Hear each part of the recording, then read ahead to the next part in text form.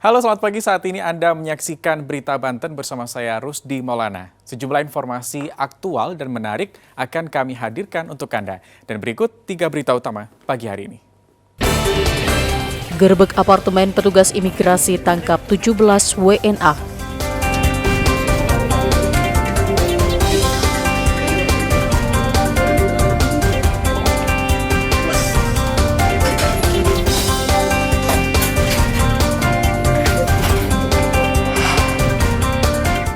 Korupsi dana desa, kepala desa diceploskan ke penjara.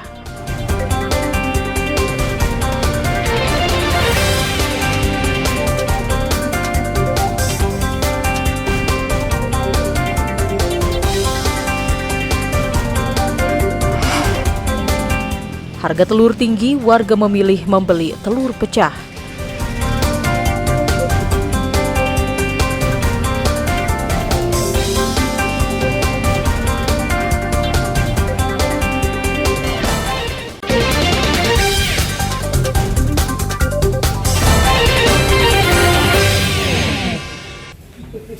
Petugas imigrasi menggerebek salah satu apartemen di daerah Cengkareng, Jakarta Barat yang diduga dihuni oleh warga negara asing ilegal.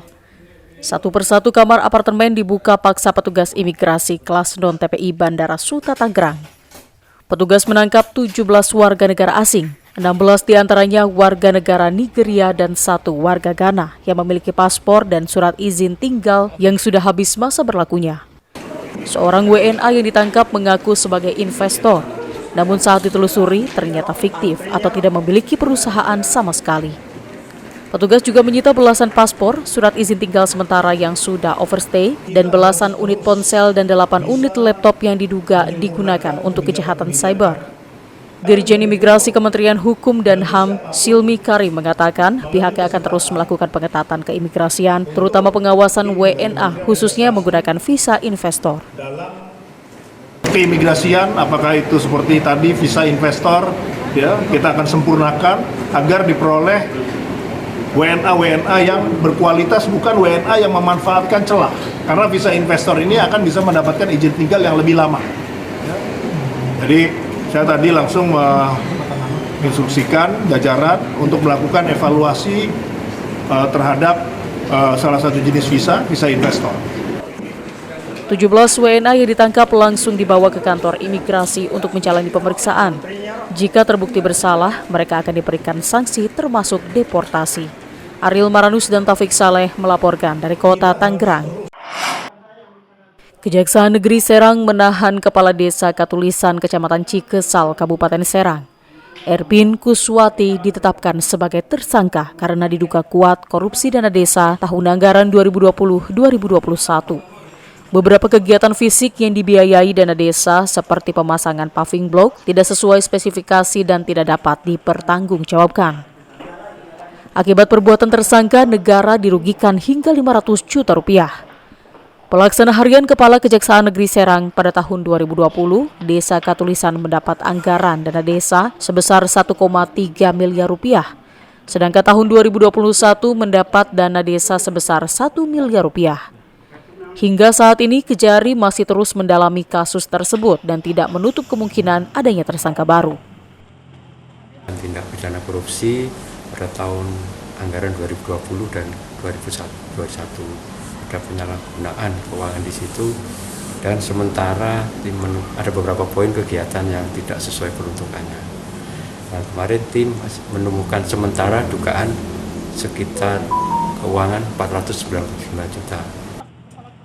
Selain penyimpangan dalam pembangunan fisik, tersangka tidak membayar honor perangkat desa. Tersangka dijerat pasal 2 dan 3 Undang-Undang Tipikor dengan ancaman hukuman penjara di atas 5 tahun. Ariel Maranus dan Rizal Ramdhani melaporkan dari Kota Serang.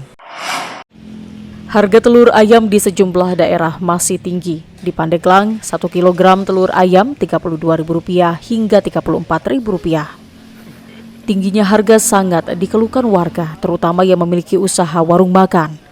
Agar tetap bisa mendapatkan telur, sejumlah warga termasuk pedagang kecil terpaksa membeli telur ayam retak karena harganya lebih murah, yakni Rp1.000 per butir.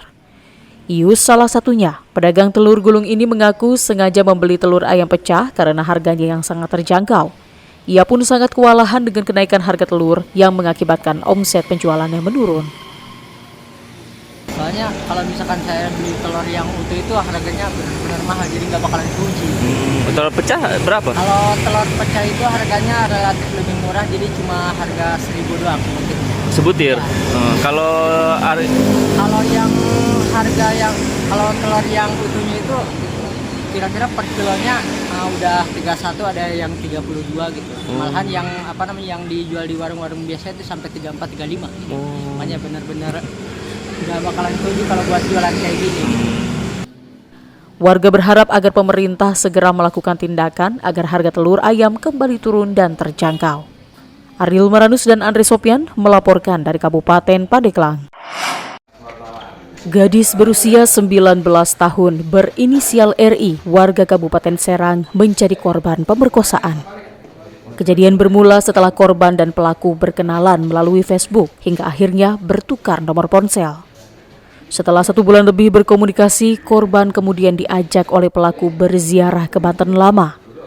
Tanpa curiga, korban menerima ajakan pelaku yang menjemputnya dengan menggunakan sepeda motor. Namun saat pertengahan jalan, pelaku justru membelokkan motornya ke sebuah gudang kosong di perumahan Taman Batu Lestari, Kelurahan Unyur, Kota Serang. Korban yang mulai curiga mencoba kabur dengan melompat dari motor. Namun pelaku kemudian mengejar dan menganiaya korban hingga pingsan.